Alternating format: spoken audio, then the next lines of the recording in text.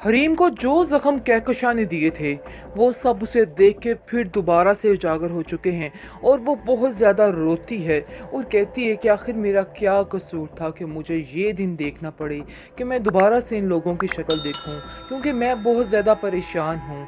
बहुत ज़्यादा परेशान है लाइबा और वो समझ रही है कि ये हरीम जो है वो मैं उसे पसंद नहीं कर रही, लेकिन फिर भी मजबूरी के तहत ये सब कुछ कर रही है। लेकिन हरीम उसको समझाने की कोशिश करेगी और कहेगी कि ऐसा नहीं है, तुम लोग जितनी देर तक चाहो यहाँ पे रह सकते हो। जैसे ही आप लोगों के भाई की तबीयत ठीक होती है आप लोग वापस चले जाना, मुझे कोई भी इतराज़ नहीं है। बहुत ज़्यादा उदास है और कहती है लाइबा कि आपको अब ऐसा नहीं करना चाहिए, आपको यकीन कर लेना चाहिए भाई की मोहब्बत का। आप क्यों उसके साथ ऐसे कर रही हैं? वो जिस हाल में है आपको उसकी जाके पूछना चाहिए। एक आप ही हैं, अगर उससे पूछेंगी तो उसके दिल का बोझ हल्का हो जाएगा। जिसको सुनकर वो कहती है कि जिस इंसान ने मुझ पे बहुतान लगाए और तरह तरह की बातें की मेरे बारे में, मैं उसे कैसे माफ़ कर सकती हूँ और कैसे भूल सकती हूँ? ये मेरे लिए बहुत ही मुश्किल बात है। इसलिए बेहतर यही है कि आप लोग भी मुझे बार बार इस चीज़ के बारे में मत कहिएगा, क्योंकि मैं ये बात आप लोगों की नहीं सुन पाऊँगी और ना ही इस चीज़ में साथ दूँगी कि आप लोग मेरे बारे में ऐसी कोई बात करें, क्योंकि मैं अब फ़ाइज़ के साथ नहीं रहना चाहती हूँ। कहकशा भी बहुत उदास है क्योंकि वो जान चुकी है कि अगर वो सारी हकीकत बता देती है तो अपने बेटे को अपने हाथों से खो देगी। इस चीज़ के खौफ ने उसको फिर से खामोश करा दिया है और वो खामोश होकर बैठ गई है। लेकिन नासिर की जो हालत बिगड़ चुकी है, अब ये राज खुल कर ही रहेगा और वो खुद आकर सारी बात कहेगा, हरीम से माफ़ी मांगेगा और फ़ाइज़ को सारा कुछ बताएगा।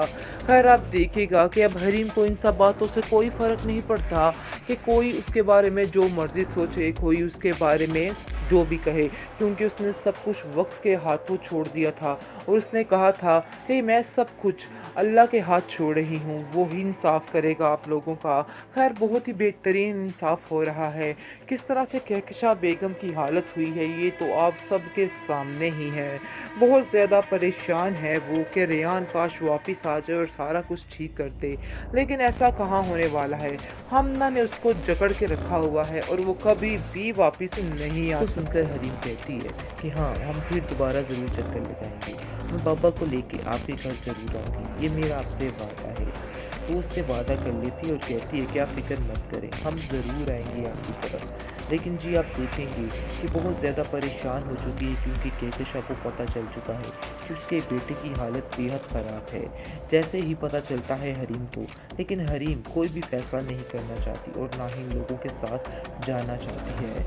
वो कहती है कि अब आप ही जाइए, मैं उधर कोई भी बात नहीं करना चाहती, ना ही कोई राब्ता-रुब्ता रखना चाहती हूँ और मुझे ना ही कोई ऐसा वैसा शौक है कि मैं उस घर में वापस जाऊँ या फिर उन लोगों के साथ जाऊँ। ये सब कुछ मेरी मजबूरी है और ख़ास तौर पर ये सिर्फ़ और सिर्फ़ इंसानियत के नाते हो रहा है और इसके अलावा कुछ नहीं। उसका बाप उसकी बातों से बेहद खुश होता है और कहता है कि हरीम, तुम यकीन मानो, तुम्हारी इन बातों से मैं बेहद खुश हूँ कि तुमने इंसानियत का फ़र्ज़ निभाया है और आज पता चल रहा है कि जो मैंने तुम्हारी तरबियत की है वो रंग लाई है और ऐसा ही हो रहा है।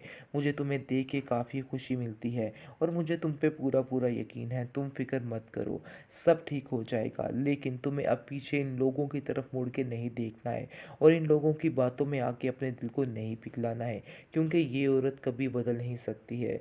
बेहतर यही है कि इन लोगों से जल्दी जल्दी हो सके पीछा छुड़वाओ तो ही बेहतर है। लेकिन अपनी ज़िंदगी में मुद्दसिर जैसे लोगों को छोड़ना भी एक बहुत बड़ी बेवकूफ़ी है। उन लोगों को कभी भी मत छोड़ना। रस्सी जल गई मगर बल नहीं गया, यही हाल है कहकशा का। कहकशा किस मोड़ पर आकर खड़ी हो चुकी है, लेकिन फिर भी उसकी वो अकड़ ख़त्म नहीं होने का नाम ले रही। बहुत ज़्यादा परेशान है लाइबा और अपनी माँ से कहती है कि अब आपको ये सारी बातें छोड़ देनी चाहिए। मैं आपको पहना कहना चाहती हूँ कि आपको ये हरकतें नहीं ज़ेब देती हैं। पहले का वक्त कुछ और था और अब वक्त कुछ और है। वक्त की मुनासबत को देखिए और उसके मुताबिक काम कीजिए। जिसको सुनकर वो कहती है कि तुम नहीं जानती हो कि मैं किस मजबूरी में इस लड़की के घर में रह रही हूँ। मेरा बस चले तो मैं एक पल के लिए भी यहाँ ना गुजारूँ।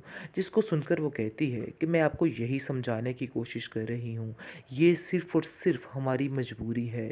इसलिए बेहतर यही है कि मजबूरी का नाजायज़ फ़ायदा मत उठाएँ। ऐसा ना हो कि यहाँ से जाने के बाद हमारे लिए कोई ठिकाना ना रहे।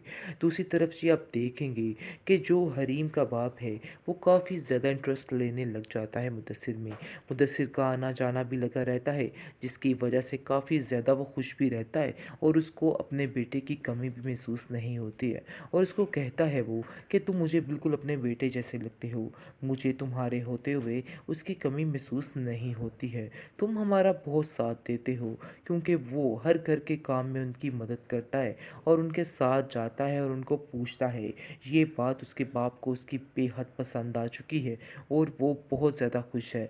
हरीम को कहता है कि काश मैं ये फ़ैसला कुछ बदल लेता, यानी कि इस फ़ाइज़ की जगह मुदस्सिर को अपना लेता। लेकिन जी आप देखेंगे कि अब कहाँ रही वो बात। अब फ़ाइज़ का नामो निशान मिटने वाला है हरीम की ज़िंदगी से, क्योंकि जो कुछ किया है उसने, ये काफ़ी है इस सब चीज़ों के लिए।